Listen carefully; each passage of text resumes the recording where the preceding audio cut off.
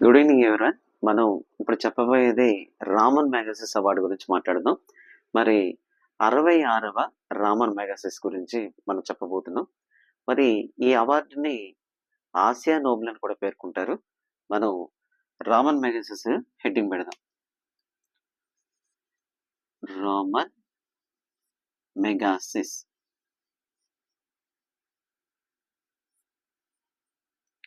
ఇంతకీ ఈ రామన్ మ్యాగసెస్ అవార్డు అనేది ఎలా వచ్చింది ఏమిటనేది ఒకసారి చూద్దాం. మరి ఫిలిప్పైన్స్ యొక్క మాజీ అధ్యక్షుడైనటువంటి మరి రామన్ మెగాసిస్ పేరు మీద ఈ అవార్డుని స్థాపించారు. ఇది ఫిలిప్పైన్స్ గవర్నమెంట్ వాళ్ళు, అంటే ఫిలిప్పైన్స్ దేశం వాళ్ళు ఇస్తారు. మరి అసలు రామన్ మెగాసిస్ అనే వాళ్ళు ఎవరు ఏంటి ఒకసారి చూద్దాం. రామన్ మెగాసిస్ గారు 1907 ఆగస్ట్ 31 జన్మించారు. ఈయన 1957 డెత్ చూసినట్లయితే 1957 మార్చ్ 17న మరణించారు. అంటే ఫిలిప్పైన్స్ కి అధ్యక్షుడిగా చేస్తూ మరి పదవిలో ఉండగా మరణించిన వ్యక్తి ఈయన. అందుకనే ఈయన పేరు చిరస్మరణీయంగా ఉండడం కోసం మరి ఈయన పేరు మీద అవార్డు స్థాపించారు. దాని పేరే రామన్ మ్యాగసెస్ అవార్డు. ఇది ఏ దేశం వాళ్ళు మరి బహుకరిస్తారంటే ఫిలిప్పైన్స్ దేశం వాళ్ళు ఇస్తారు. దీనికి మరొక పేరు ఆసియా నోబెల్. Asia Nobel. మనం గత క్లాసులో నోబెల్ అవార్డు గురించి మాట్లాడాం. ఇండియన్ నోబెల్ గురించి మాట్లాడాం. ఇండియన్ నోబెల్ అంటే nothing but Gandhi international award గురించి మాట్లాడాం. జ్ఞాన్పీఠ అవార్డు గురించి మాట్లాడాం. దాదా సాహెబ్ ఫాల్కే అవార్డు గురించి మాట్లాడాం. రీసెంట్గా భారతరత్న పార్ట్ 1 గురించి మాట్లాడాం. ఇవన్నీ కూడా మీరు ఇంకా ఇంట్రెస్టింగ్గా తెలుసుకోవాలనుకుంటే డిస్క్రిప్షన్లో మనకు లింక్ ఇవ్వబడుతుంది. దాన్ని మీరు తీసుకొని మీరు చూడడానికి అవకాశం ఉంటుంది కనుక మీకు ఇంట్రెస్ట్ ఉంటే చూడండి. మరి ప్రస్తుతం మనం ఆసియా నోబెల్ అవార్డు గురించి, ఆసియా నోబెల్గా పిలువబడే రామన్ మ్యాగసెస్ అవార్డు గురించి మాట్లాడుతున్నాం. రైట్. మరి ఇది ఫిలిప్పైన్స్ మాజీ అధ్యక్షుడైనటువంటి రామన్ మెగాసిస్ పేరు మీద ఈ అవార్డు స్థాపించబడింది. మరి ఈయన జన్మదినం అంటే ప్రతి సంవత్సరం కూడా ఈ అవార్డుని ఆగస్ట్ 31న మరి రామన్ మెగాసిస్ జన్మదినోత్సవాన్ని పురస్కరించుకొని ప్రతి సంవత్సరం ఇస్తారు. ఇది ఏ దేశం వాళ్ళు ఇస్తారంటే ఫిలిప్పైన్స్ వాళ్ళు ఇస్తారు. ఫిలిప్పైన్స్. రైట్. మరి ప్రారంభంలో అంటే ఈ అవార్డుని ఎప్పుడు స్థాపించారు? ఈయన ఎప్పుడైతే చనిపోయారో అదే సంవత్సరంలో ఈ అవార్డుని స్థాపించారు. స్థాపన 1957. బహుకరణ 1958. స్థాపన బహుకరణ. రైట్. మరి ఈ అవార్డుని అసలు ప్రారంభంలో ఎన్ని రంగాలు ఇచ్చేవారు, ప్రస్తుతం ఎన్ని రంగాలు ఇస్తున్నారు, ఏమిటి అన్నది ఒకసారి మనం చూద్దాం. మరి ప్రారంభంలో చూస్తే 5 రంగాలు ఇచ్చేవారు. అవేమిటంటే ప్రజాసేవ, ప్రభుత్వ సేవ,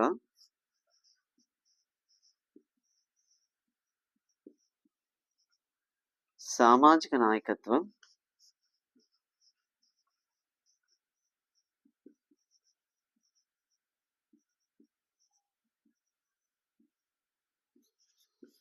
అంతర్జాతీయ అవగాహన,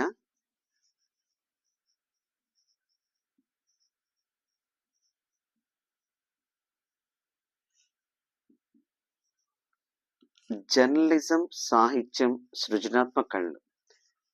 జర్నలిజం, సాహిత్యం, సృజనాత్మక కళలు.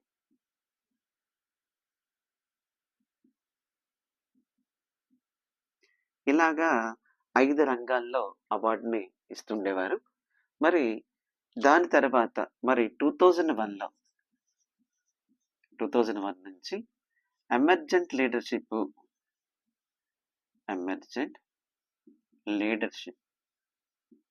అనేది కూడా ఏర్పాటు చేశారు. మరి 2008 వరకు అంటే 2009 వరకు మరి ఎన్ని రంగాల్లో ఇచ్చేవారంటే 6 రంగాలు ఇచ్చేవారు. ప్రస్తుతం 6 రంగాలు కాకుండా మరి అన్‌కేటగరైజ్డ్ అంటే ఈ వాటిలో దీన్ని కూడా మెన్షన్ చేయకుండా ఒకటి ఎమర్జెంట్ లీడర్షిప్ అనేది ఒకటి చెప్తే ఎమర్జెంట్ లీడర్షిప్ అనేది ఒకటి చెప్తూ, మిగతా అన్నీ కూడా కేటగరీ మెన్షన్ చేయకుండా అన్‌కేటగరీ అనేది అన్‌కేటగరీ, అన్‌కేటగరీక్ అనే పేరుతో మిగతా వాటిని చూపిస్తున్నారు. అంటే మనం ఒక్కసారి ఈ అవార్డ్‌ని పరిశీలిస్తే ప్రారంభంలో ఎన్ని రంగాల్లో ఇచ్చేవారంటే 5 రంగాల్లో ఇచ్చేవారు. మరి 6వ రంగం ఎప్పుడు ఏర్పడిందంటే 2001లో ఎమర్జెంట్ లీడర్‌షిప్ అనే రంగాన్ని ఏర్పాటు చేసి 6 రంగాలు బహూకరించేవారు. 2009 నుంచి ఏం చేశారంటే ఓన్లీ ఎమర్జెంట్ లీడర్‌షిప్ అనే ఒక రంగాన్ని మాత్రమే చూపిస్తూ, మిగతా వాటిని అన్‌కేటగరీ అనే ఏ రంగం మెన్షన్ చేయకుండా బహూకరణ అనేది జరుగుతుంది. ఇదంతా కూడా అవార్డ్ యొక్క ఏంటి అనే దాని గురించి మనం మాట్లాడాం. మరి దీని క్యాష్ ప్రైజ్ చూసినట్లయితే £50,000. £50,000 ఇస్తారు.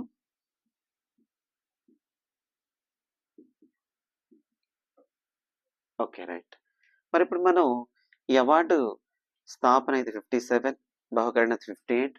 మరి ప్రపంచంలో అందరినీ చెప్పుకునే కన్నా ఒక భారతదేశం నుంచి ఎవరెవరు తీసుకున్నారో చెప్పుకుంటూ, దాని తర్వాత ప్రెజెంట్ ఎవరికిచ్చారన్నది తెలుసుకుంటే సరిపోతుంది. మనకి ఎగ్జామ్ పాయింట్ ఆఫ్ వ్యూలో అంతకన్నా మనకి అనవసరం అనమాట. మరి భారతీయులు రామన్ మ్యాగస్ అవార్డ్ తీసుకున్నటువంటి భారతీయుల గురించి మనం మాట్లాడదాం. రామన్ మెగాసిస్ అవార్డ్స్ తీసుకున్న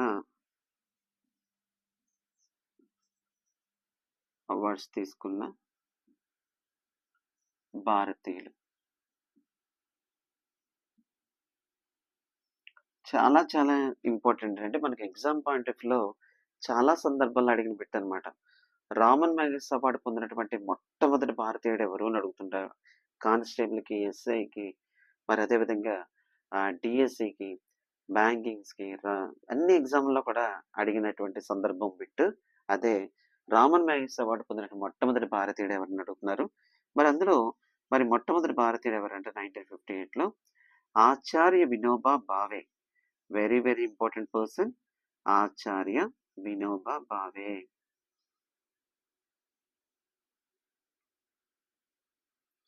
ఫస్ట్ పర్సన్ అండి. అంటే మనం మాట్లాడేది ఇవన్నీ కూడా ఓన్లీ ఇండియన్స్ గురించి మాట్లాడుతున్నాం.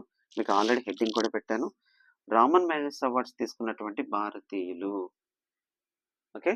రైట్. మరి 1959లో మరి సిడి దేశ్ముఖ్ గారికి రామన్ మ్యాగస్ అవార్డు పొందినటువంటి రెండవ వ్యక్తి. తర్వాత 1961లో వచ్చిందండి. అమితాబ్ చౌదరి గారికి వచ్చింది.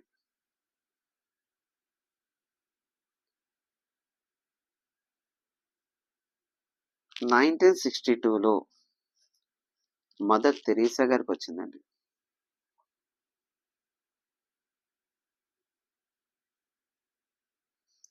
1965లో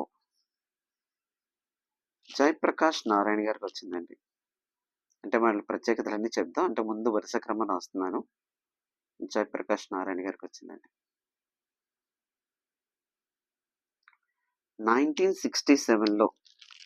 1967లో సత్యజిత్ రే గారికి వచ్చిందండి. సత్యజిత్ రే.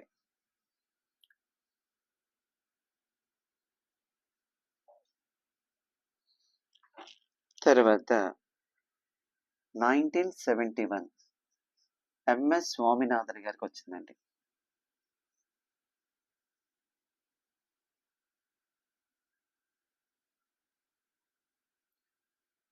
1974లో ఎంఎస్ సుబ్బలక్ష్మి గారికి వచ్చిందండి.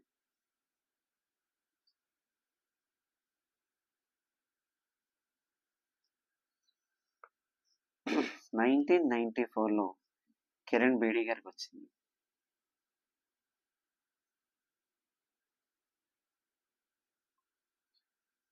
2002 సందీప్ పాండే గారికి వచ్చింది.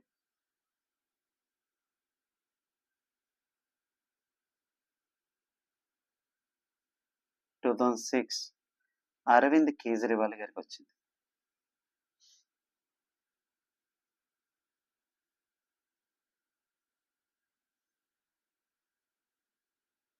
'ఒకసారి మనం మళ్ళీ ఒకసారి పరిశీలిద్దాం. మనం మాట్లాడేది కేవలం ఇండియన్స్ గురించి మాట్లాడుతున్నాం. మరి రామన్ మ్యాగస్ అవార్డు పొందినటువంటి మొట్టమొదటి భారతీయుడు ఎవరంటే ఆచార్య వినోబా భావే. మరి రెండో భారతీయుడు ఎవరంటే సిడి దేశ్ముఖ్. మూడవ వ్యక్తి ఎవరంటే Amitabh Chaudhary. First, second, third మనం ఇప్పుడు కూడా తెలుసుకుందాం. ఇక 1962 అంటే రామన్ మ్యాగస్ అవార్డు పొందినటువంటి ఇంకా పర్సన్స్ మనం చూసినట్లయితే మదర్ తెరీసా గారు, అదేవిధంగా జయప్రకాష్ నారాయణ్, సత్యజిత్ రే, ఇలాగా అందరూ కూడా మనకు కనిపిస్తున్నారు. 1971లో ఎంఎస్ స్వామినాథన్, 1974లో ఎంఎస్ సుబ్బలక్ష్మి, 1994లో కిరణ్ బేడి, 2002 సందీప్ పాండే దగ్గర మనం గమనిస్తే ఎమర్జెంట్ లీడర్షిప్ అనేది 2001 నుంచి బహుకరిస్తున్నప్పుడు మరి ఫస్ట్ టైం సందీప్ పాండే గారు ఎమర్జెంట్ లీడర్షిప్ లో మరి భారత్ తరపున మరి తీసుకున్నారు. ఎమర్జెంట్ లీడర్షిప్ లో పొందినటువంటి భారతీయుడు ఎవరంటే మొట్టమొదటి భారతీయుడు ఎవరంటే సందీప్ పాండే. ఎందుకని దాని గురించి మనం ప్రత్యేకంగా మాట్లాడుతున్నామంటే ప్రస్తుతం ఎమర్జెంట్ లీడర్షిప్ అనేది కొనసాగుతుంది. మిగతా అన్ని కూడా అన్ కేటగిరీ ఏది కూడా మెన్షన్ చేయట్లేదు. ఓన్లీ ఏంటి ఇస్తున్నారంటే ఎమర్జెంట్ లీడర్షిప్ అనేది ఒక్కటే మెన్షన్ చేస్తాం. మీకు కరెంట్ అఫైర్ చెప్పినప్పుడు మీకు బాగా అర్థమవుతుంది. రైట్. ఇంకా 2006లో అరవింద్ కేజ్రీవాల్ గారు, ఆయనకి 2006లో వచ్చింది. ఓకే. మరి ఇంకా మనం చూసినట్లయితే రామన్ మ్యాగసెస్ అవార్డు పొందడమే గొప్ప అనుకుంటే తండ్రి కొడుకులు కూడా పొందారు. 1985లో బాబా ఆమ్టే గారు పొందారు.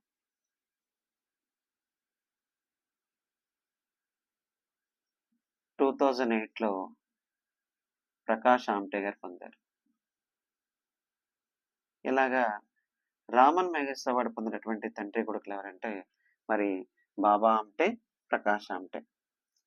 బాబా ఆమ్టే అసలు పేరు మురళీధర్ దేవదాస్ ఆమ్టే. మనం గాంధీ ఇంటర్నేషనల్ పీస్ అవార్డు దగ్గర మనం మాట్లాడే వీని గురించి. రైట్. ఇప్పుడు మనం వీళ్ళలో ఉన్నటువంటి మనకి ఎగ్జామ్ పాయింట్ ఆఫ్ వ్యూలో బిట్ మెథడ్లో మనకి ఎంతెంత వరకు ఉపయోగం అనేది మనం చూస్తే first the person Acharya Vinoba Bhave గారి గురించి మాట్లాడదాం. ఆచార్య వినోబా భావే గారు అనగానే మరి వ్యక్తిగత సత్యాగ్రహం అనేది భారతదేశంలో మొట్టమొదటి చేసిన వ్యక్తి ఎవరంటే ఆచార్య వినోబా భావే. ఆచార్య వినోబా భావే అనే ఆయన మనకి వ్యక్తిగత సత్యాగ్రహం చేసిన మొట్టమొదటి వ్యక్తి ఆచార్య వినోబా భావే.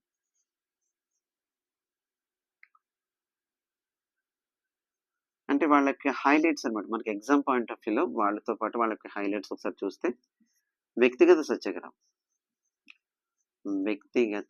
సత్యాగ్రహం చేసినటువంటి మొట్టమొదటి వ్యక్తి, భారతదేశంలో వ్యక్తిగత సత్యాగ్రహం చేసిన మొట్టమొదటి వ్యక్తి ఎవరంటే ఆచార్య వినోబా. వ్యక్తిగత సత్యాగ్రహం అంటే అందరూ తెలిసిందే.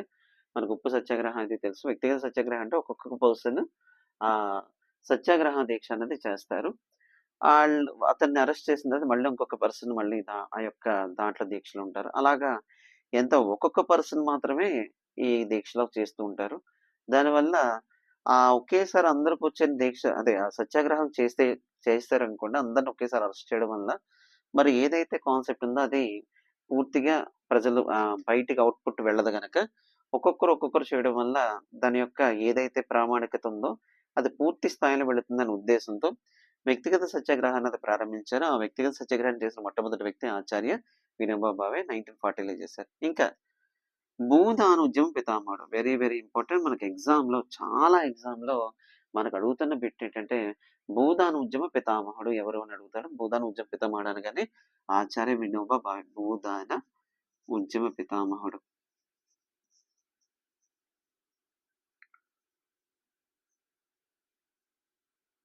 మరి ఆచార్య వినోబా భావే గారి యొక్క మరి భావాలని అన్నింటినీ కూడా అనుసరించి మరి సర్వోదయ ప్రణాళిక అన్నది జయప్రకాష్ నారాయణ గారు 1950లో రాశారు.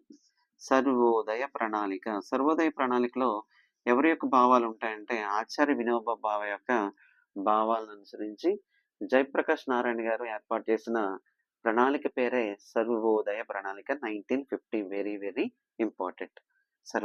సర్వోదయ ప్రణాళికలో ఎవరి భావాలు తీసుకుని తయారు చేశారన్నప్పుడు ఆచార్య వినోబా భావే యొక్క భావాలు తీసుకున్నారు. మరి ఈ సర్వోదయ ప్రణాళికను రచించింది ఎవరంటే జయప్రకాష్ నారాయణ్. ఇదంతా కూడా మనకి ఎగ్జామ్ పాయింట్ ఆఫ్ వ్యూలో ఆచార్య వినోబా భావే గురించి 3 బిట్లు కూడా చాలా చాలా చాలా ఇంపార్టెంట్. నెక్స్ట్ మరి సిడి దేశ్ముఖ్ గారి గురించి మాట్లాడదాం. సిడి దేశ్ముఖ్ ఈయన గురించి కూడా చాలా చాలా మనకి ఎగ్జామ్ లో నెంబర్ ఆఫ్ టైమ్స్ అడిగినటువంటి బిట్స్ అన్నమాట. సిడి దేశ్ముఖ్. మరి రెండో వ్యక్తి సిడి దేశ్ముఖ్. ఇందాక మనం ఆచార్య వినోబా భావే గారి గురించి మాట్లాడాం. ఇప్పుడు సిడి దేశ్ముఖ్ గారి గురించి మాట్లాడదాం. మరి సిడి దేశ్ముఖ్ అనగానే మనందరికి చాలా చాలా చాలా ఇంపార్టెంట్. ఈయన చూడగానే మనందరికి రిజర్వ్ బ్యాంక్ ఆఫ్ ఇండియా గుర్తొస్తుంది. ఏంటంటే రిజర్వ్ బ్యాంక్ ఆఫ్ ఇండియా యొక్క మొట్టమొదటి భారతీయుడిగా గవర్నర్గా చేసిన వ్యక్తి ఎవరంటే సిడి దేశ్ముఖ్. మరి ఇంతకీ సిడి దేశ్ముఖ్ అంటే Chintaman Dwarakanath Deshmukh. మోసంపి Chintaman Dwarakanath Deshmukh.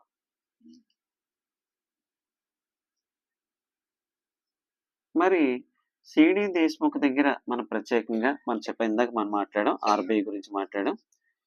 RBI Reserve Bank of ఇండియాకు మరి ఓవరాల్ గా 3వ గవర్నర్గా చేశారు. 3వ గవర్నర్. ఈయన ఎప్పటి నుంచి ఎప్పటి వరకు చేశారంటే 1943 నుండి 1949 వరకు చేశారు.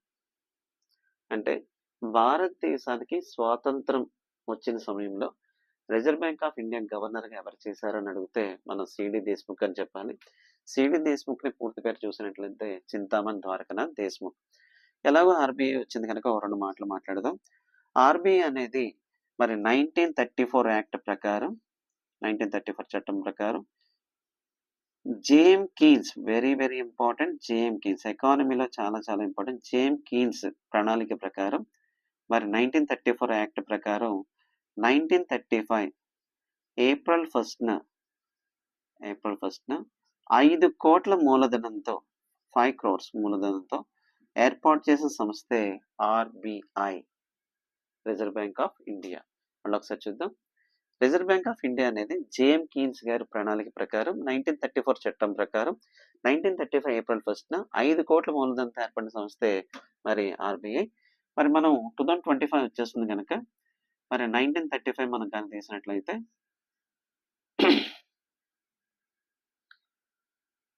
ఓకే 90 years మరి మనం చేరుకోబోతున్నాం. మరి అలాంటి సందర్భంలో మనకి ఏదో ఒకటి మనకి ఇందులోంచి బిట్ అడగడానికి అవకాశం ఉంటుంది. రైట్. మరి ఆర్బీఐ మరి 1935 ఏప్రిల్ 1న ఏర్పాటు చేసినప్పుడు మరి ఆర్బీఐ యొక్క మొట్టమొదటి గవర్నర్ కూడా మనకు చాలా చాలా important. RBI first governor Osborne Smith. Osborne Smith RBI యొక్క మొట్టమొదటి గవర్నర్ ఓస్బర్న్ స్మిత్. అంటే 1935 ఏప్రిల్ 1న ఆర్బీఐ ఏర్పడింది. అప్పుడు దాని యొక్క గవర్నర్ ఎవరంటే ఓస్బర్న్ స్మిత్. ఆర్బీఐ మొట్టమొదట హెడ్ క్వార్టర్స్ ఎక్కడ ఉండేదంటే కోల్కతాలో ఉండేది. కోల్కతా కేంద్రంగా ఆర్బీఐ అనేది స్టార్ట్ చేశారు. అది 1937లో దాన్ని మరి ముంబైకి మార్చారండి. ఆర్బీఐ ప్రెసెంట్ హెడ్ క్వార్టర్స్ ఎక్కడ ఉందంటే ముంబై. అది ఎప్పుడు మార్చారంటే 1937లో మార్చారు. ఆర్బీఐ ప్రారంభంలో హెడ్ క్వార్టర్స్ ఎలా ఉండేదంటే కోల్కతా హెడ్ క్వార్టర్స్ గా పనిచేస్తూ ఉండేది. మరి ఎప్పటి నుంచి ఇది మరి ముంబై అనేది కేంద్రంగా పనిచేస్తుంది అంటే 1937 నుంచి ముంబై కేంద్రంగా పనిచేస్తుంది. ఆర్బీఐకి మొట్టమొదటి గవర్నర్ ఓస్బర్న్ స్మిత్. మరి ఆర్బీఐకి 3వ గవర్నర్గా అంతేకాకుండా ఫస్ట్ ఇండియన్ గా మరి ఎవరంటే సిడి దేశ్ముఖ్ అని చెప్తాం. ఇతను పీరియడ్ ఆఫ్ టైమ్ 1943 నుంచి 49. ఈసారి కరెంట్ అఫైర్కి వచ్చేస్తాం. ఆర్బీఐ ప్రస్తుత గవర్నర్ 25వ governor Shaktikanta Das. Most IMP Shaktikanta Das. ఇటీవల మన పేపర్లో ఈయన గురించి మనకు అడుగుతున్నారు. ఎందుకంటే మరి ఈయన 2018 డిసెంబర్ 12న మరి ఈయన 25వ గవర్నర్గా ఛాన్స్ తీసుకున్నారు. ఆర్బీఐ గవర్నర్ పదవీ కాలం 3 years. మరి 2021 అయ్యింది. 2021తో ఆయన పదవీ కాలం అయిపోయింది. కానీ మరొక 3 years మళ్ళీ దాన్ని ఎక్స్టెన్షన్ చేశారు. 2024 డిసెంబర్ 12కి కంప్లీట్ అయిపోతుంది. మరి గవర్నమెంట్ ఇతను ఉంచుతుందా లేదా అంటే నాకు తెలిసి ఇంకొక 1 year అన్నది దీన్ని ఎక్స్టెన్షన్ చేసే అవకాశాలు ఉన్నాయి అనుకుంటున్నాను. ఏదైనా సరే ఈ డిసెంబర్ 12కి దాని గురించి తెలుస్తుంది. చాలా చాలా ఇంపార్టెంట్. ఆర్బీఐ ప్రెసెంట్ గవర్నర్ ఎవరంటే శక్తికాంత్ దాస్. ఆర్బీఐ గవర్నర్ పదవీ కాలం 3 years. 2018 నుంచి 3 కలిపితే 21కే శక్తికాంత్ దాస్ గారికి పీరియడ్ అయిపోవాలి. కానీ మరొక 3 years అతని యొక్క పదవీ కాలం పెంచారు. అది 2024 డిసెంబర్ 12కి కంప్లీట్ అవుతుంది. మరి దాన్ని ఇంకా ఒక 1 ఇయర్ పెంచడానికి అవకాశాలు ఉన్నాయంటున్నారు. చూద్దాం ఏదైనప్పటికీ.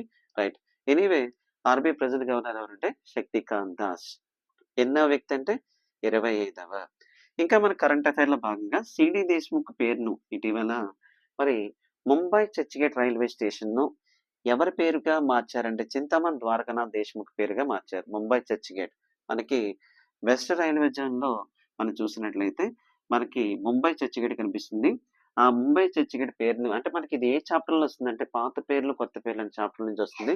ఈ చింతామణి ద్వారకానాథ్ దేశ్ముఖ్ యొక్క ప్రెజెంట్ ఈ యొక్క స్టేషన్‌ని ఒకప్పుడు ఏమని పిలిచారంటే చర్చ్‌గేట్, ముంబై చర్చ్‌గేట్ అని పిలిచేవారు. ఓకే. ఇయన్నీ కూడా మనకి చాలా చాలా ఇంపార్టెంట్. ఇదంతా కూడా మనం సీడీ దేశ్ముఖ్ నుంచి ఎగ్జామ్ పాయింట్ ఆఫ్ వ్యూలో మనకి ఎంతవరకు ఉపయోగపడుతుందో అంతవరకు మనం మాట్లాడాం. రైట్. నెక్స్ట్ ఇంకా అమితాబ్ చౌదరి గురించి మనకేమీ లేదు. Mother Teresa. మదర్ తెరీసా అనగానే మదర్ తెరీసా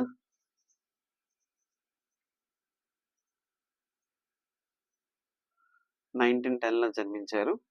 మరి ఆమె అసలు పేరు ఆగ్నెస్ గోంక్షా బొజాక్షు. ఈమె అసలు పేరు ఆగ్నెస్ గోంక్షా బొజాక్షు. ఈమె మాసిడోనియా, నార్త్ మాసిడోనియాలో జన్మించారు. తర్వాత మన ఇండియాలో 18 ఇయర్స్ అంటే 1928లో ఇండియాలో అడుగుపెట్టారు. మరి ఈమె స్థాపించిన సంస్థే missionaries of charities. Missionaries of charities అనే సంస్థని కలకత్తాలో స్థాపించారు. ఆమె చేసిన సేవకు గాను ఆమెకు నోబెల్ అవార్డు వచ్చింది. Nobel award.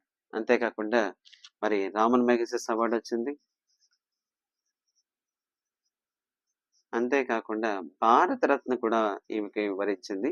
అంత అద్భుతమైన సర్వీస్ చేసినటువంటి గొప్ప మరి వ్యక్తి ఎవరంటే మదర్ తెరీసా గారు. రైట్. మరి మదర్ తెరీసా గారి యొక్క బిరుదు చూసినట్టయితే Saint of gutters. Saint of gutters. దేవదూత లేదా దైవదూత ఆమె నుంచి పిలుస్తాం. Saint of gutters. ఇవన్నీ కూడా మనకి ఎగ్జామ్ పాయింట్ ఆఫ్ వ్యూలో మనకి ఇంతవరకు చాలు. ఎందుకంటే ఆమె అసలు పేరు ఏమిటని అడుగుతాడు. ఆమె ఏ దేశంలో జన్మించారంటారు. నార్త్ మాసిడోనియాలో జన్మించారు. ఆమె సర్వీస్ చేసినటువంటి మిషనరీ పేరు ఏంటని అడుగుతారు. Missionary of charities. ఆమె ఇండియాలో ఎప్పుడు అడుగుపెట్టారంటారు. 1928. ఆమెకి ఏ అవార్డులు వచ్చాయంటారు. Nobel award, Ramon Magsaysay, Bharat Ratna. ఆమె బిరుదు ఏంటంటే సెయింట్ ఆఫ్ గట్టర్స్ అనేది ఆమె యొక్క బిరుదు. ఇదంతా కూడా మనకి ఎగ్జామ్ పాయింట్ ఆఫ్ వ్యూలో మాట్లాడుకున్నాం. ఇంకా జయప్రకాష్ నారాయణ్. జయప్రకాష్ నారాయణ అనగానే ఈయన ఏ పార్టీకి చెందినవారంటే జనతా పార్టీకి చెందినవారు జయప్రకాష్ నారాయణ్. ఇందాక మనం ఆచార్య వినోబా భావే గారి దగ్గర మాట్లాడాం. సర్వోదయ ప్రణాళిక. సర్వోదయ ప్రణాళిక రచించింది ఎవరు అని అంటే జయప్రకాష్ నారాయణ చెప్పాలి.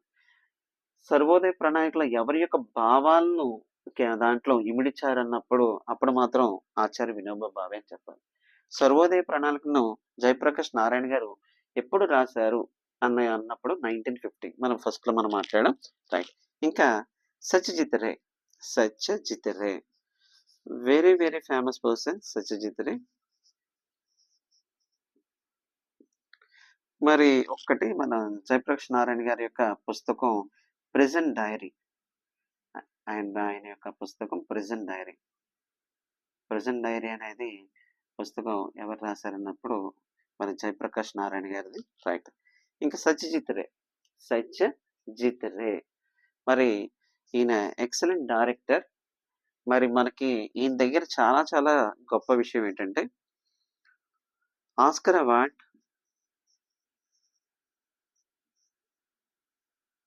అనేది ఇంటర్నేషనల్ అవార్డు. రామన్ మెగసెస్ ఇది కూడా ఇంటర్నేషనల్ అవార్డు. ఇంకా నేషనల్ అవార్డులో భారతరత్న, దాదా సాహెబ్ ఫాల్కే. అంటే మన ఇయర్స్ అంత అవసరం లేదండి. అంటే ఈ క్రింది వల్ల అతనికి ఏ అవార్డు రాలేదు అని అడగడానికి అవకాశం ఉంటుందనే ఉద్దేశంతో ఇవన్నీ చెప్తున్నాం. దాదా సాహెబ్ ఫాల్కే. ఇలాగా 2 అంతర్జాతీయ అవార్డులు, 2 ఇంటర్నేషనల్, 2 నేషనల్ అవార్డ్స్ వచ్చినటువంటి గొప్ప ఘనత ఎవరిదంటే సత్యజిత్ రే. మోసైంబి చాలా మరి గొప్ప వ్యక్తి సత్యజిత్ రే. Excellent director. అంటే మనకు భారతరత్న అవార్డు పొందినటువంటి మరి ఏకైక డైరెక్టర్, అంటే ప్రెజెంట్ డైరెక్టర్ ఆయన, అంటే ఇంకెవ్వరు కూడా డైరెక్టర్‌లో పొందలేదు. ఆయన Satyajit Ray. Oscar lifetime achievement award పొందినటువంటి మొట్టమొదటి Asian.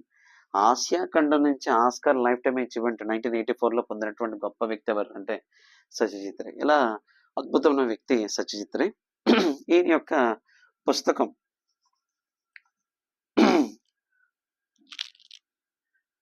Hour reels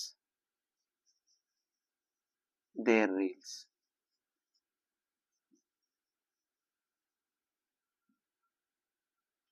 right. Next ఇంకా సత్యజిత్ రే గారిది అయింది. ఎంఎస్ స్వామినాథన్. ఎంఎస్ స్వామినాథన్. మరి ఎంఎస్ స్వామినాథన్ అంటే మన గత క్లాస్‌లో కూడా మనం మాట్లాడాం భారతరత్న చెప్పేటప్పుడు. మానకొంబు సాంబశివన్ స్వామినాథన్ గారు ఈయన పేరు. మానకొంబు సాంబశివన్ స్వామినాథన్. మోస్ట్ అయిపోయి చాలా ఎప్పుడు కూడా పూర్తి పేరు ఎప్పుడు నేర్చుకోవాలి. మరి ఈయన 1925లో జన్మించారు. తమిళనాడు కావేరి ప్రాంతంలో జన్మించారని చెప్పాం. ఈయన భారతదేశంలో హరిత విప్లవ పితామహుడు. భారతదేశంలో హరిత విప్లవ పితామహుడుగా పిలుస్తా ఉంటారు ఎంఎస్ స్వామినాథన్. మరి హరిత విప్లవంలో భాగంగా మొట్టమొదటి ఏ పంటను మరి చూసారంటే వీట్ మీద దాని యొక్క ప్రభావం చూపించారు. గోధుమ మీద చూపించారు. రైట్.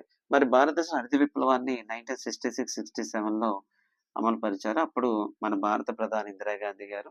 ఇదంతా కూడా మనం భారతరత్నలో మనం ఇదంతా మాట్లాడాం. ఎంఎస్ స్వామినాథన్. ఎంఎస్ స్వామినాథన్ గారు భారతరత్న అవార్డు వచ్చింది ఆయనకి. అదేవిధంగా రామన్ మెగసెస్ అవార్డు వచ్చింది. ఇలాగా అద్భుతమైన అవార్డులు మనం మాట్లాడుకున్న వరల్డ్ ఫుడ్ ప్రైజ్ అవార్డు కూడా వచ్చింది. మనం చెప్పాం కదా, ప్రపంచంలోనే తొలిసారిగా వరల్డ్ ఫుడ్ ప్రైజ్‌ని పొందినటువంటి వ్యక్తి ఎవరంటే ఎంఎస్ స్వామినాథన్. ఎప్పుడు పొందారంటే 1987 వరల్డ్ ఫుడ్ ప్రైజ్. రైట్. ఇంకా ఎంఎస్ సుబ్బలక్ష్మి. ఎంఎస్ సుబ్బలక్ష్మి అనగానే singer. M S Subbalakshmi. M S Subbalakshmi garu మనం చూసినట్లయితే 1966 అంటే ఎంఎస్ అంటే 67 అన్నది ఎంఎస్ స్వామినాథన్ గారు. ఎంఎస్ సుబ్బలక్ష్మి గారు సంగీతానికి, అంటే సంగీతంలో మరి రామన్ మ్యాగసెస్ అవార్డు పొందినటువంటి మరి భారతీయురాలు ఎవరంటే ఎంఎస్ సుబ్బలక్ష్మి గారు. ఇప్పుడు భారతరత్న అవార్డు కూడా ఈమెకు వచ్చింది. మనం భారతరత్న పార్ట్ 2లో మనం మాట్లాడతాం. అందులో భారతరత్న అవార్డు పొందినటువంటి మొట్టమొదటి మరి సంగీతకారిణి ఎవరంటే ఎంఎస్ సుబ్బలక్ష్మి. రెండవ సంగీతకారిణి ఎవరంటే లతా మంగేష్కర్ గారిని మనం భారతరత్న పార్ట్ 2 చేసినప్పుడు అందులో వీళ్ళ గురించి మాట్లాడదాం. నెక్స్ట్ ఎక్కడ నేను ఒక చిన్న మిస్టేక్ చెప్పాను. Our films their films. Our films their films. Our films their films. Right. Next Kiran Bedi. మనందరికీ తెలిసిందే. మరి భారతదేశంలో మొట్టమొదటి మహిళ ఐపీఎస్ కిరణ్ బేడి. సందీప్ పాండే అనగానే మరి ఎమర్జెంట్ లీడర్షిప్ రంగంలో అవార్డు పొందినటువంటి మొట్టమొదటి ఇండియన్ ఎవరంటే సందీప్ పాండే. అరవింద్ కేజ్రీవాల్ గారి గురించి కూడా మనకి ఢిల్లీ సీఎంగా గతంలో చేశారు. ఇవన్నీ కూడా మనకు చాలా చాలా ఇంపార్టెంట్. ఇంకా తండ్రి కొడుకులు చూసినట్లయితే బాబా అంటే ప్రకాష్ అంటే. ఇదంతా కూడా మనం దేని గురించి మాట్లాడామంటే రామన్ మెగసెస్ అవార్డు గురించి మాట్లాడాం. ఇంకా మనం కరెంట్ అఫైర్కి వెళుతున్నాం. ఇదంతా స్టాండర్డ్ అండి. ఇప్పుడు వరకు మనం మాట్లాడినంతా కూడా ఎగ్జామ్ పాయింట్ ఆఫ్ వ్యూలో స్టాండర్డ్ గురించి మాట్లాడడం. ఇప్పుడు కరెంట్ అఫైర్కి వెళ్తున్నాం. Current affair. మరి ఇప్పుడు మనం 2024 సంవత్సరానికి సంబంధించి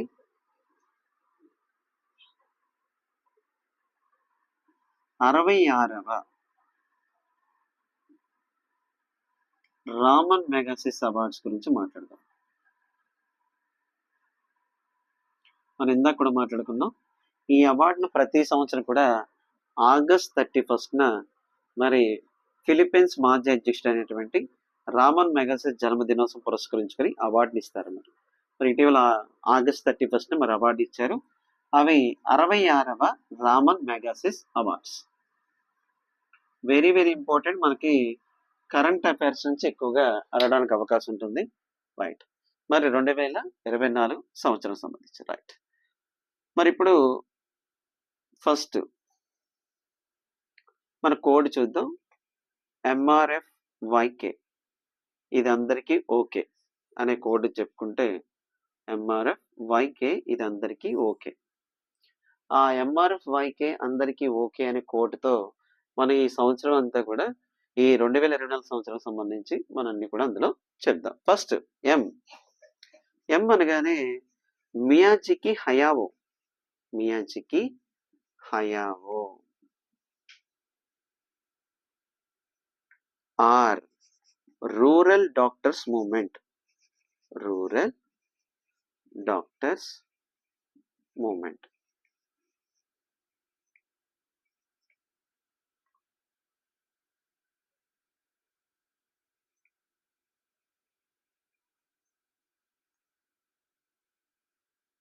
F Farwiza Farhan. Farwiza Farhan.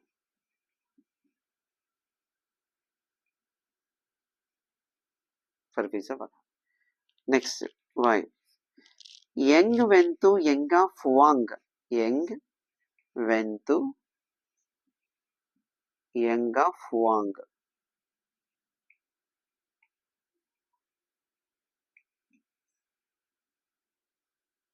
SK Karma పున్షో.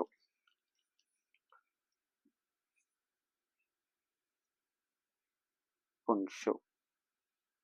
మళ్ళీ ఒకసారి చూద్దాం. 2024 సంవత్సరానికి సంబంధించి కరెంట్ అఫైర్ మనకి ఇప్పుడు కూడా ఇందాక మనం చెప్పిన దాంట్లో చూస్తే ఓన్లీ ఇండియన్స్ చెప్పాం. అందులో ఇంపార్టెంట్ వాళ్ళ యొక్క ఎగ్జామ్ పాయింట్ ఆఫ్ వ్యూలో వాళ్ళ యొక్క ప్రత్యేకతలు చెప్పుకుంటూ వచ్చాం. అది ఎక్కడి వరకు చెప్పామంటే మనకి అరవింద్ కేజ్రీవాల్ వరకు చెప్పేసి వదిలేసాం. ఇంక చాలు. ఎందుకంటే కరెంట్ అఫైర్ అన్నది చాలా చాలా ఇంపార్టెంట్. రామన్ మెగస్సా వాడు ఎప్పుడు కూడా కరెంట్ అఫైర్ అడుగుతాడు. దాన్ని సందర్భించి ఈ క్రింద ఇటీవలగా రామన్ మెగస్ అవార్డు పొందని వారు ఎవరు, లేదా వాళ్ళ ప్రత్యేకతలు ఏంటి, వాళ్ళ దేశాలు ఏంటి, అలా అడగడానికి అవకాశం ఉంటుంది అనే ఉద్దేశంతోనే మనం ఈ కోడ్ పెట్టాం. ఎంఆర్ఎఫ్ అనగానే టైర్స్ అనగానే మన అందరూ గుర్తొచ్చేది ఎంఆర్ఎఫ్ గుర్తొస్తుంది. అందుకని ఎంఆర్ఎఫ్ వైకే అంటే ఎంఆర్ఎఫ్ వాళ్ళు 66 సంవత్సరాలు అయ్యిందని ఉద్దేశం. అంటే జస్ట్ మనం అనుకుంటే ఎంఆర్ఎఫ్ వైకే అనే ఒక సిరీస్ ని తీసుకొచ్చారు. ఇది అందరికీ ఓకే. ఎంఆర్ఎఫ్ వైకే ఇది అందరికీ ఓకే అని మనం గుర్తుపెట్టుకుంటే అట్లీస్ట్ మనం ఆ లెటర్ ఫస్ట్ లెటర్ బట్టి కూడా మనం ఎగ్జామ్ లో ఆడ్ మ్యాన్ అవుట్ చేయడానికి అవకాశం ఉంటుంది. ఎంఆర్ఎఫ్ వైకే ఇది అందరికీ ఓకే అనేది మనం చూసుకుంటే బాగుంటుంది. Right. First M for Miyazaki Hayao. M for Miyazaki Hayao. R for rural doctors movement. F for Farwiza Farhan. Y for Nguyen Thi Ngoc Phuong. మరి కే ఫర్ కర్మ పున్షో. మరి మియాజికి హయావో ఏ దేశానికి చెందినవారంటే Japan. Rural doctors movement Thailand దేశానికి చెందింది. Farwiza Farhan Indonesia. మరి ఇందాక నేను చెప్పాను ఏంటంటే మనకి 6 రంగాలు. అందులో మరి 6 రంగాల్ని ఏవి కూడా కేటగిరీస్ 5 కేటగిరీస్ చూపించట్లేదు. ఒకే ఒక కేటగిరీ చూపిస్తున్నారు. అదే మనం ఎమర్జెంట్ లీడర్షిప్ అనే పదాన్ని తీసుకుంటున్నారు. మరి ఇటీవల ఎమర్జెంట్ లీడర్షిప్ లో పొందినటువంటి వ్యక్తి ఈమెనమాట. మిగతా వాళ్ళకు ఎవరికి కూడా కేటగిరీ మెన్షన్ చేయట్లేదు. Emergent leadership.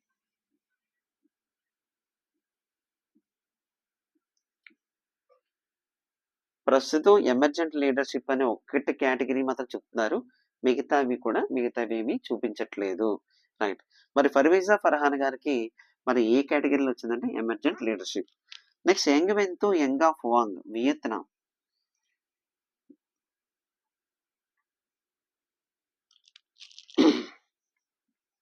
భూటాన్ కర్మ పున్షో. మరి వీళ్ళ ప్రత్యేకతలు మనం ఖచ్చితంగా తెలుసుకుందాం. ఫస్ట్ మియాజికి హయావో అంటే ఈయన జపాన్ దేశానికి చెందినవారు. ఈయన యానిమేషన్ లో అద్భుతమైన అంటే అతను సమాజానికి ఏదో చెప్పాలనుకుంటున్నాడో ఆ చెప్పాలనుకున్న విషయాన్ని యానిమేషన్ ద్వారా అద్భుతంగా చెప్తున్నాడు. చూడండి మనం చాలా చూస్తుంటాం కొన్ని కార్టూన్స్. ఆ కార్టూన్స్ చెట్టు తన చేతులతో ఫ్రూట్స్ అవి ఇవ్వడం, ఇటుపక్క ఈ ఈ ఎవరైతే ఉన్నారో వాళ్ళ గొడ్డలతో నరికినట్టు ఉండడం, అంటే మనం హాని చేసినది మనకంతా కూడా మనకి మేలే చేస్తుంది అనే ఉద్దేశాలు మనకు కనిపించే విధంగా చాలా బాగా కొంతమంది కార్టూన్స్ వేస్తారు. అలాగే ఇది కూడా యానిమేషన్ లో తన సమాజానికి ఏదైతే చెప్పాలనుకుంటున్నారో ఇది కూడా యానిమేషన్ లో చెప్పే గొప్ప వ్యక్తి. ఆయన పేరే మియాజికి హయావో. వీళ్ళు యానిమేషన్స్ గిబ్లీ పిక్చర్స్ అని కొడితే మనకు వస్తుంది. ఆ గిబ్లీ ఫౌండేషన్ కో వ్యవస్థాపకుడైన మరి ఇతని యానిమేషన్ ద్వారా తను ఏం చెప్పాలనుకుంటున్నాడో అది మరి సమాజానికి మంచి హితమైనటువంటివి అన్నీ కూడా ఈయన చెప్తారనమాట. అందుకు Miyazaki Hayao. Next rural doctors movement అన్నది ఎక్కడుందిరా థాయిలాండ్‌లో. వీళ్ళు మారుమూల ప్రాంతాలు, కొండ ప్రాంతాలకు కూడా వెళ్లి అద్భుతమైన వైద్యాన్ని అందించి ఎంతో మంది ప్రాణాలను కాపాడినటువంటి గొప్ప ఈ యొక్క సంస్థే రూరల్ డాక్టర్స్ మూవ్‌మెంట్. మరి ఈ సంస్థకు కూడా మరి ఇటీవల మరి రామన్ మెగసెస్ అవార్డు లభించింది. ఇంకా పర్వీజా ఫర్హాన్ ఈమె ఇండోనేషియాలోను. సుమిత్రా దీవులు అంటే మనకి ఇండోనేషియా దీవులు ఎన్నండి? 17,508 దీవులున్నాయి. ప్రపంచంలోనే అత్యధిక దీవుల సముదాయంతో ఏర్పడిన దేశం ఇండోనేషియా. ప్రపంచంలో అత్యధిక ముస్లిం జనాభా గల దేశం ఇండోనేషియా. అలాంటి ఇండోనేషియాలో సిమిత్రాలో మరి అక్కడ లూజర్ ఎకోసిస్టమ్ ని ఏర్పాటుటకు అద్భుతంగా కృషి చేసినటువంటి వ్యక్తి ఎవరంటే మరి Farwiza Farhan. Leuser ecosystem. మరి ఈమె కార్యక్రమాలు జరపడానికి హాకా ఫౌండేషన్ అంటే పర్యావరణమైన అనుకూలమైన కార్యక్రమాలు జరపడానికి ఈమె ఒక ఫౌండేషన్ స్థాపించారు. దాని పేరే HACA foundation. Very very important. ఈమెకి ఎమర్జెంట్ లీడర్షిప్ లో వచ్చింది. ప్రస్తుతం ఎమర్జెంట్ లీడర్షిప్ అనే రంగం తప్ప మిగతా ఏమీ రంగాలు ఇవ్వట్లేదు. కనుక ఇవిడి గురించి చాలా చాలా ఇంపార్టెంట్ పర్వీజా ఫర్హాన్. ఇంకా యంగాఫ్ వాంగ్. ఈమె మరి ఎవర్రా అంటే ఈమె లేడీ డాక్టర్. ఇందాక పర్వీజా ఫర్హాన్ కూడా లేడీ. మరి ఈమె డాక్టర్. వియత్నాంలో ఏజెంట్ ఆరెంజ్ అంటే అమెరికా వియత్నాం మీద దాడి చేసింది. ఆ సందర్భంలో చాలా మంది అడవుల్లో అవి మరి పారిపోయి నివసించేవారు. వాళ్ళు పట్టుకోవడానికి అడవుల్లోకి వెళ్ళాలంటే అవ్వదు కనుక వాళ్ళు గ్రీనరీ కింద ఉండేవారు. వాళ్ళని మరి ఎలా చేయాలి అర్థం కాక అప్పుడు అమెరికాకి వచ్చినటువంటి ఒక ఆలోచన ఏంటంటే ఏజెంట్ ఆరెంజ్ అనే కెమికల్ ని మరి ఏం చేశారంటే వియత్నాం అడవుల్లో అలా స్ప్రే చేసుకుంటూ వెళ్ళిపోయారు. ఎప్పుడైతే స్ప్రే చేసుకుంటూ వెళ్ళారో అప్పటి వరకు కళకళలాడుతూ గ్రీనిష్ ఉన్నటువంటి మొత్తం ఆ అడవి అంతా కూడా ఒక్కసారిగా ఎండిపోయినట్టు అయిపోయింది. ఆ ఎండిపోయినట్టు అయిపోయినప్పుడు ఆకులు రాలిపోయినప్పుడు వెంటనే వీళ్ళు నిప్పు అది అంటించడం, దాని ద్వారా ఎంతో మంది అడవుల్లో చనిపోవడం అవన్నీ కూడా జరిగినాయి అనమాట. అంటే అమెరికా వియత్నాం మీద దాడి చేసినప్పుడు ఉపయోగించిన కెమికల్ ఏంటంటే ఏజెంట్ ఆరెంజ్. దానివల్ల ఇప్పటికీ దాని యొక్క ప్రభావాలు చూపిస్తూ ఉన్నాయి అని వివరించినటువంటి గొప్ప డాక్టరే యంగాఫ్ వాంగ్. దాని నుంచి చాలా మంది వ్యాధులు అవే వస్తూ ఆ వ్యాధుల నుంచి కాపాడే ట్రీట్మెంట్ ఇస్తూ ఎంతో గొప్ప సేవ చేస్తున్నట్టు ఆమె యంగాఫ్ వాంగ్. మరి ఏజెంట్ ఆరెంజ్ అనే కెమికల్ అమెరికా మరి వియత్నాం మీద ప్రయోగించింది. రైట్. ఏజెంట్ ఆరెంజ్ అనే కెమికల్. మరి ఇదంతా ఈమె ఒక డాక్టర్. ఇది చాలా చాలా ఇంపార్టెంట్. మరి America operation ranch hand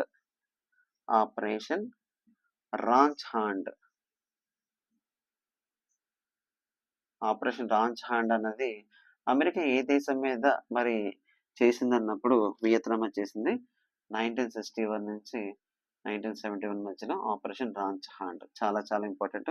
America మరి ఏజెంట్ ఆరెంజ్ అనే కెమికల్ ని మరి ఏ దేశం మీద మరి ప్రయోగించిందన్నప్పుడు ఏజెంట్ ఆరెంజ్ అన్నది అది కూడా మనం వియత్నాం. ఇంకా కర్మా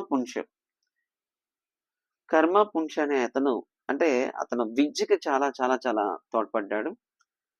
ఈయన చేసినట్టు సేవ ఏంటంటే చదువుకోవాలని ఆశ ఉండి మరి ఆర్థికంగా మరి ఫినాన్షియల్ సపోర్ట్ లేని వాళ్ళందరినీ మరి చేరదీసి ఇతను 1999లో లోడెన్ అని ఒక ఫౌండేషన్ ఏర్పాటు చేశాడు. ఆ లోడెన్ ఫౌండేషన్ ద్వారా ఎందరో వ్యక్తులకి మరి విద్యను అందించినటువంటి గొప్ప వ్యక్తి మరి కర్మా పుంష్. లోడెన్ ఫౌండేషన్. ఈ విధంగా మనం మరి ప్రెసెంట్ మరి ఎవరెవరికి వచ్చిందనేది కరెంట్ అఫైర్ మాట్లాడాం. మన కోడ్ ఏంటంటే MRFYK. ఇది అందరికీ ఓకే. MRFYK. ఎం అంటే మియాజాకి హయావో, ఆర్ అంటే రూరల్ డాక్టర్స్ మూవ్‌మెంట్, ఎఫ్ అంటే పర్వేజా ఫర్హాన్, మరి వై అంటే యంగాఫ్ వాంగ్, కే అంటే కర్మా పుంష్. ఈ 5 సంస్థ ఏమిటంటే రూరల్ డాక్టర్స్ మూవ్‌మెంట్. ఈ 5 మరి మహిళలు ఎంతమంది అంటే 2, పర్వేజా ఫర్హాన్, యంగాఫ్ వాంగ్. ఇవన్నీ కూడా చాలా చాలా ఇంపార్టెంట్. ఇది మనం మాట్లాడింది 66వ రామన్ మెగాసిస్ అవార్డ్స్ గురించి 2024 సంవత్సరం సంబంధించి.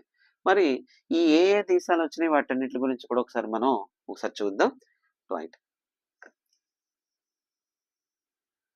ఇప్పుడు మనం కరెంట్ అఫైర్ చెప్పాము. ఆ కరెంట్ అఫైర్‌లో కొన్ని దేశాల గురించి ప్రస్తావించాము. అవి ఏమిటంటే, ఒకటి అసలు అవార్డ్ ఎవరిస్తారంటే ఫిలిప్పైన్స్ గురించి మాట్లాడాం.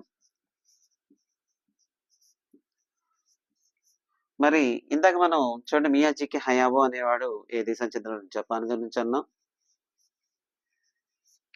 తర్వాత మరి రూరల్ డాక్టర్స్ మూవ్‌మెంట్ అన్నది థాయిలాండ్ దేశానికి చెందింది. నెక్స్ట్ ఇండోనేషియా గురించి మాట్లాడాం. నెక్స్ట్ వియత్నాం గురించి మాట్లాడాం. నెక్స్ట్ భూటాన్ గురించి మాట్లాడాం. మరి ఈ దేశాలు అంటే ఈ దేశాలు ఏమిటి? ఇదేంటి? అసలు ఈ దేశాల కరెన్సీలు ఏంటి? ఒకసారి వాటి ప్రెసిడెంట్ ఎవరు? అది కూడా మనం ఈ టాపిక్ లో భాగంగా చూసేసుకుందాం. First Philippines. Philippines capital Manila.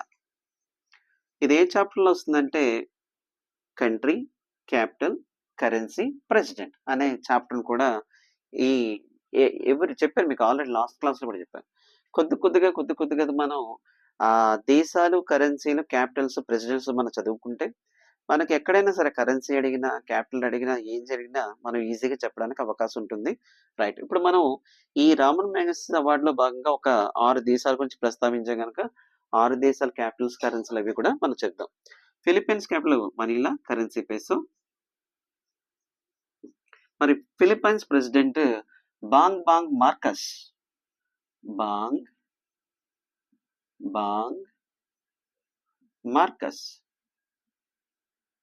Philippines అధ్యక్షుడు, ప్రెసిడెంట్.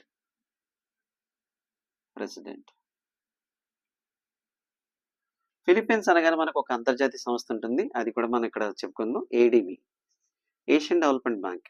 ఏషియన్ డెవలప్మెంట్ బ్యాంక్ ఎప్పుడు స్థాపించారంటే 1966 లో స్థాపించారు. Head quarters Manila. మరి ఇందులో భాగంగా మరి ఇటీవల మన కరెంట్ అఫైర్ ఒకటి వచ్చింది. 2024లో 2024 అంటే రీసెంట్ గా మరి 2024లో మరి 69వ దేశంగా జాయిన్ అయినటువంటి దేశం ఏంటంటే ప్రెసెంట్ బాగా ట్రెండ్, అదే ఏ దేశం అంటే ఇజ్రాయెల్. ప్రెసెంట్ ఏడీబీలో ఎన్ని దేశాలు ఉన్నాయి? 69 దేశాలు ఉన్నాయి. 69వ దేశంగా జాయిన్ అయిన దేశం ఏంటి? ఇజ్రాయెల్. ఇజ్రాయెల్ యొక్క జాయినింగ్ ని అపోజ్ చేసిన దేశం ఏంటి? మలేషియా.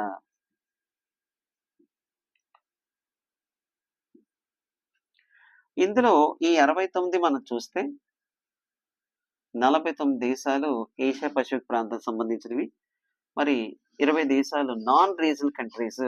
ఇలా టోటల్ మొత్తం 69 దేశాలు మనకి ఏడీబీలో మనకు కనిపిస్తాయి. Very very very important ADB, ఎందుకంటే ఇజ్రాయెల్ చాలా చాలా మనకి ఫోకస్ అవుతుంది కనుక ఏడీబీలో ఏషియన్ డెవలప్మెంట్ బ్యాంక్ లో ప్రస్తుతం ఎన్ని దేశాలు ఉన్నాయంటే 69. చివరిగా జాయిన్ అయిన దేశం ఏంటంటే ఇజ్రాయెల్ 2024లో చేరింది. మరి ఈ 69ని మనం బాగా చూస్తే ఏషియా పసిఫిక్ దేశాలకు సంబంధించిన దేశాలు 49, నాన్ రీజనల్ కంట్రీస్ 20, మొత్తం 69. మరి అందులో ఇజ్రాయెల్ ఏ మెంబర్ గా చేరిందంటే నాన్ రీజనల్ కంట్రీగా చేరింది. టోటల్ 69. ఓకే. మరి ఏడీబీకి హెడ్ ఎవరు? మసాతుకు హసకావా.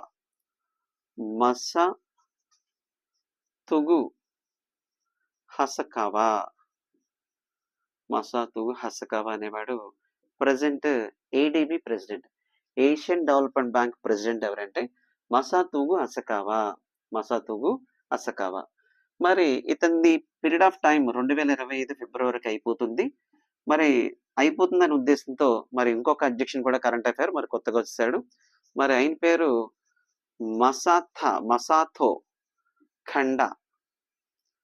మసాతో ఖండా. Very very important. మళ్ళీ ఒక్కసారి రిపీట్ చేస్తాను. ఫిలిప్పైన్స్ గురించి మనం ఎందుకు మాట్లాడుతున్నాం అంటే రామన్ మ్యాగసెస్ అవార్డు అనేది ఏ దేశం వాళ్ళు ఇస్తారంటే ఫిలిప్పైన్స్ వాళ్ళు ఇస్తారు. మరి ఆ దేశం వచ్చింది కనుక దాని గురించి 4 మాటలు మనం ఎగ్జామ్ పాయింట్ ఆఫ్ వ్యూలో మాట్లాడుతున్నాం బిట్స్ రూపంలో. ఫిలిప్పైన్ మరి అదేంటంటే మరి కంట్రీ, క్యాపిటల్, కరెన్సీ, ప్రెసిడెంట్ అన్నది చూసుకుంటూ దాంట్లో ఇంకా ఇతర మన కరెంట్ అఫైర్ ఏమైనా ఉందా అది కూడా మనం దీంట్లో జోడిస్తున్నాం. అందులో Philippines capital Manila currency peso. మరి ఫిలిప్పైన్స్ ప్రెసిడెంట్ ఎవరంటే బాంగ్ మార్కస్.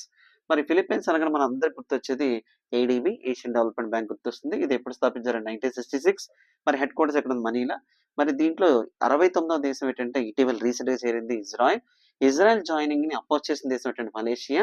మరి ప్రెజెంట్ ఏడీబీ లాంటి దేశాల నుండి 69, 69లో 49 ఏంటంటే మరి ఏషియన్ పసిఫిక్ దేశాలు, 20 ఏంటంటే నాన్ రీజన్ దేశాలు.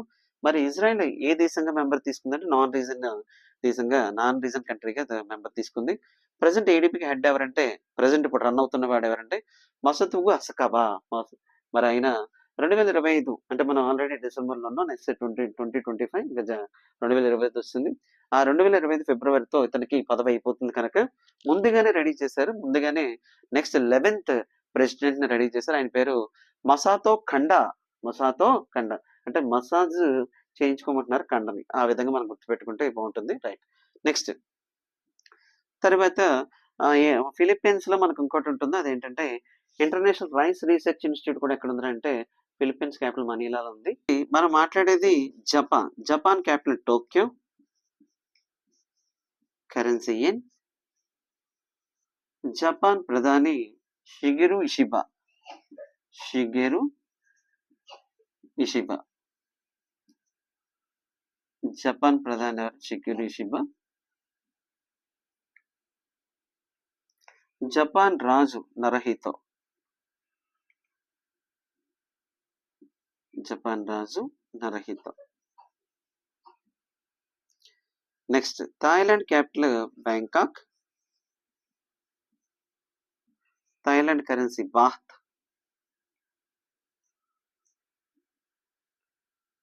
Thailand capital Bangkok. Thailand currency baht. మరి బాత్ థాయిలాండ్ యొక్క మరి అధ్యక్షురాలు మరి రీసెంట్ గా ఎన్నికైంది. అంటే ప్రధాని, అధ్యక్షురాలు కదా ప్రధాని. ఆమె పేరు Paetongtarn. Paetongtarn Shinawatra. Thailand president మరి prime minister Shinawatra. Paetongtarn Shinawatra. మళ్ళీ ఒకసారి రిపీట్ చేస్తాను. Thailand capital Bangkok. Currency baht. Thailand యొక్క ప్రెసిడెంట్ ప్రధాని ఎవరంటే పెట్రోంగ్టాన్ షిన్వత్రా. ఎందుకు సార్ ప్రధానులు అక్కడక్కడ ప్రధానులు అంటున్నారు, అక్కడక్కడ అధ్యక్షులు అంటున్నారు ఏమిటి? ఈ థాయిలాండ్ లో ఇప్పటికి కూడా రాచరిక వ్యవస్థ ఉంది. జపాన్ లో ఇప్పటికీ రాచరిక వ్యవస్థ ఉంది. రాచరిక వ్యవస్థ ఎక్కడైతే ఉంటుందో అక్కడ అధ్యక్షుడి తరహా పరిపాలన ఉండదు. అక్కడ ప్రధాన తరహా పరిపాలన ఉంటుంది. అందుకని జపాన్ యొక్క రాజు ఎవరంటే నరహితో. థాయిలాండ్ యొక్క రాజు Maha Vajiralongkorn Varangkun. Maha Vajiralongkorn వరంగకూన్.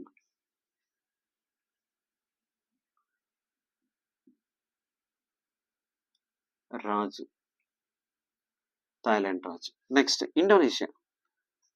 ఇండోనేషియాకి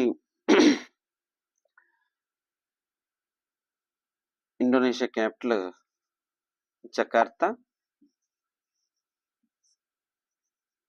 మరి Indonesia currency rupiah.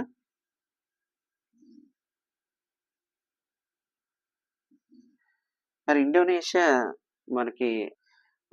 Indonesia capital Jakarta, currency rupiah. Indonesia అధ్యక్షుడు మనం చూస్తే చాలా చాలా ఇంపార్టెంట్. ఎందుకంటే మరి ప్రజెంట్ 2025 రిపబ్లిక్ డే ఉత్సవాలకు మనం ఎవరిని గెస్ట్ గా పిలుస్తున్నాం అంటే ఇండోనేషియా సంబంధించినటువంటి అధ్యక్షుని పిలుస్తున్నాం. ఆయన పేరే ప్రభువో సుబియాంటో. Prabowo Subianto. చాలా చాలా ఇంపార్టెంట్ అమ్మా. 2025 జనవరి 26న మరి రిపబ్లిక్ డే ఉత్సవాలకు మరి ప్రత్యేక మరి అతిథిగా మనం ఎవరిని పిలుస్తున్నాం అంటే ప్రభువో సుబియాంటో అని పిలుస్తున్నాం. ఆయన ఏ దేశానికి చెందిన అధ్యక్షుడు అంటే ఇండోనేషియా చెందిన అధ్యక్షుడు. చాలా చాలా important. Vietnam capital Hanoi. Currency dong. మరి ఇండోనేషియా అధ్యక్షుడు Luong Cuong. Luong Cuong. Next Bhutan. Bhutan capital Thimphu. Currency ngultrum. మరి రీసెంట్గా ఈయన మరి మన ఇండియా వచ్చారు నవంబర్లో. మరి భూటాన్ ప్రధాని షేరింగ్ తోబ్గే.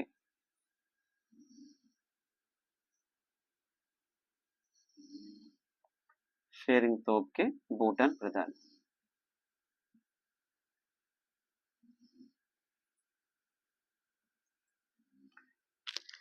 మరి ప్రధాని చెప్పాను కనుక మరి ఎక్కడ చెప్పాను కదా మీకు జపాన్ దగ్గర, థాయిలాండ్ దగ్గర ఇయన్నీ ప్రధాని చెప్తున్నానంటే అక్కడ ఖచ్చితంగా మనకి ఒక రాచరిక వ్యవస్థ ఉన్నట్లే మాక్సిమం 100లో ఒక 50%.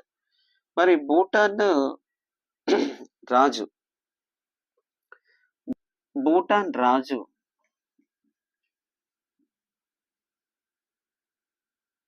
వాంగ్చుక్.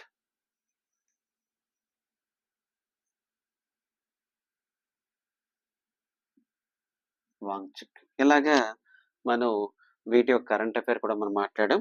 అందులో ఏంటంటే ఫిలిప్పైన్స్ గురించి, Japan, Thailand, Indonesia, Vietnam, Bhutan ఇవన్నీ కూడా మన దేశాలు, క్యాపిటల్స్, కరెన్సీ, ప్రెసిడెంట్స్ ఇవన్నీ చెప్పాం. ఇవన్నీ కూడా మీరు బాగా ఉపయోగించుకొని మరి మీరు అన్ని కాంపిటేటివ్ ఎగ్జామ్స్ కూడా ఉపయోగపడే విధంగానే మనం వీటి గురించి చెప్పాం.